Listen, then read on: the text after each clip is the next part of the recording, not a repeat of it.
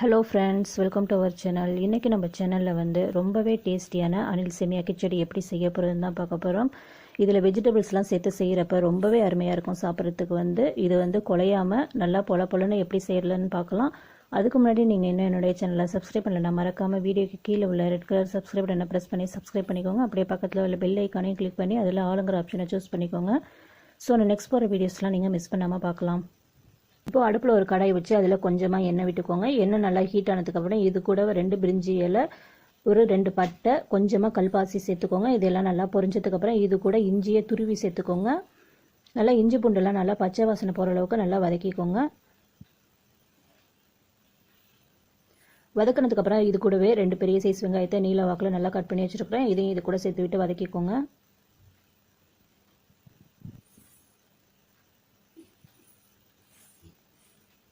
இப்போ வெங்காயம்லாம் நல்லா வதங்கினதுக்கப்புறம் இது கூட ஒரு தக்காளி பழத்தை கட் பண்ணி சேர்த்துக்கோங்க. இப்போ வெங்காயம் தக்காளிலாம் நல்லா வதங்கிருச்சு. இது கூட கொஞ்சமாக கருவேப்பிலையும் ஒரு 2 பச்சை மிளகாய் கீறி வச்சுருக்கிறேன். அதையும் இதோட சேர்ந்து விட்டு கலந்துக்கோங்க. இதெல்லாம் நல்லா வதங்கினதுக்கப்புறம் இது கூட நம்ம காய்கறிகளை சேர்த்துடலாம். ஒரு 4-5 பீன்ஸ் இது மாதிரி குட்டி குட்டியாக கட் பண்ணி வச்சுருக்கிறேன். அதையும் இது கூட சேர்த்துக்கோங்க. ஒரு கேரட்டை நல்லா குட்டி குட்டியாக கட் பண்ணி வச்சுருக்கிறேன். இதையும் இது கூட சேர்த்து விட்டு நல்லா வதக்கிக்கோங்க. ஒரு 2 நிமிஷம் போல் நல்லா வதக்கிக்கோங்க. இப்போ காய்கறி கொஞ்சம் வேகிற அளவுக்கு நம்ம கொஞ்சமாக தண்ணி விட்டுக்கலாம்.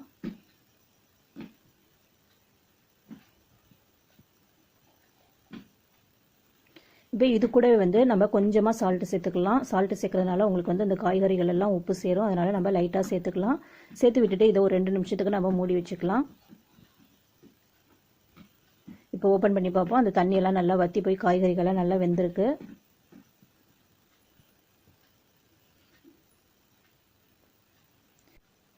இப்போ இது கூடவே கொஞ்சமாக கடுகு கடலை பருப்பையும் பொரிச்சு வச்சுருக்கிறோம். அதை இது கூட சேர்த்து விட்டு கலரிக்கோங்க.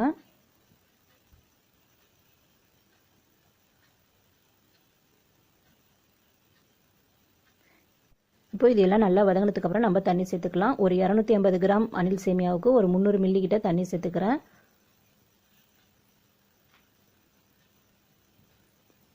சேர்த்ததுக்கப்புறம் இதை லேசாக ஒரு முறை கலரி விட்டுக்கோங்க.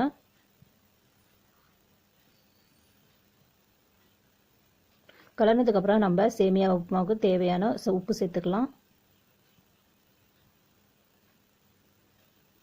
இது கூட 1/4 ஸ்பூன் மஞ்சள் தூள் சேர்த்துக்கோங்க. சேர்த்து விட்டுட்டு நல்லா கலரி விட்டுக்கோங்க.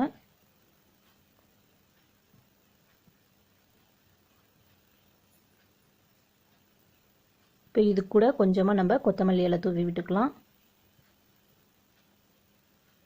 இப்போ தண்ணி நல்லா கொதி வந்துருச்சு. நம்ம எடுத்து வச்சிருக்கிற அணில் சேமியாவை இது கூட சேர்த்துக்கலாம். நான் இன்னைக்கு வறுத்த அணில் சேமியா தான் சேர்த்துருக்கிறேன். வறுக்காத சேமியா இருந்தாலும் லேசாக பேனில் ஒரு முறை நல்லா வதக்கிட்டு அதுக்கப்புறம் சேர்த்துக்கோங்க. இப்போ ரொம்ப போட்டு கிண்டாமல் இதை லேசாக நம்ம ஒரு முறை பரட்டி விட்டுக்கலாம்.